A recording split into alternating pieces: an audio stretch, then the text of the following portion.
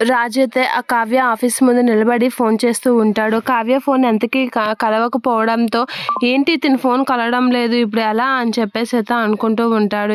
ఇంకెందుకు లోపలికి వెళ్దాం, లోపలికి వెళ్ళడానికి భయమేం లేదు కానీ ఏమనుకుంటుందో ఏమో అని చెప్పేసి రాజు అయితే నెమ్మదిగా లోపలికి వెళ్తూ ఉంటాడు. అలా లోపలికి వెళ్ళేసరికి అదే టైంలో వాచ్మెన్కి ఫోన్ వస్తూ ఉంటుంది. అలా వాచ్మెన్కి ఫోన్ వచ్చేసరికి తన ఫోన్ తీసుకొని మాట్లాడడానికి సైడ్కి వెళ్తూ ఉంటాడు. ఇక రాజు కూడా అటుగా వస్తూ ఉంటాడు. ఇక ఆఫీస్ లోపలికి వెళ్తూ ఉంటాడు. అలా లోపలికి వెళ్తూ కొంచెం కంగారు పడుతూ ఉంటాడు. ఏమనుకుంటుందో ఏంటో కళావతి అనేది అనుకుంటూ ఉంటాడు.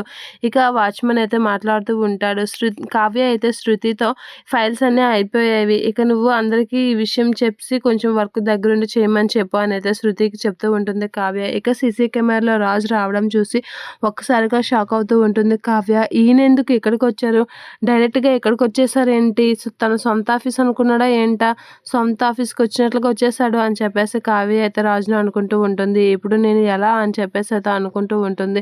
ఇక కావ్య అయితే రాజుకి నేను ఎలా అయినా ఇచ్చేయాలి అని చెప్పేసి అయితే కంగారు పడుతూ ఉంటుంది. అదే టైంలో శృతి స్టాఫ్ అందరూ అయితే మాట్లాడుకుంటూ బయటికి వెళ్ళడానికి రెడీ అవుతూ ఉంటారు. ఎలా అయినా వీళ్ళని ఆపాలి అని చెప్పేసి కావ్య అయితే చాలా కంగారు పడుతూ ఉంటుంది. ఏంటి తలనొప్పి, ఈయన తన సొంత ఆఫీస్కి వచ్చేసారు, ఇప్పుడు స్టాఫ్ అందరూ చూసి పలకరిస్తే ఆయన మళ్ళీ కళ్ళు తిరిగి పడిపోతే ఏమైనా అవుతుందో ఏంటో, ఇప్పుడు ఎలా అని చెప్పేసి కంగారుగా వస్తూ ఉంటుంది. ఇక శృతి అయితే అందరినీ పిలుస్తూ ఉంటుంది.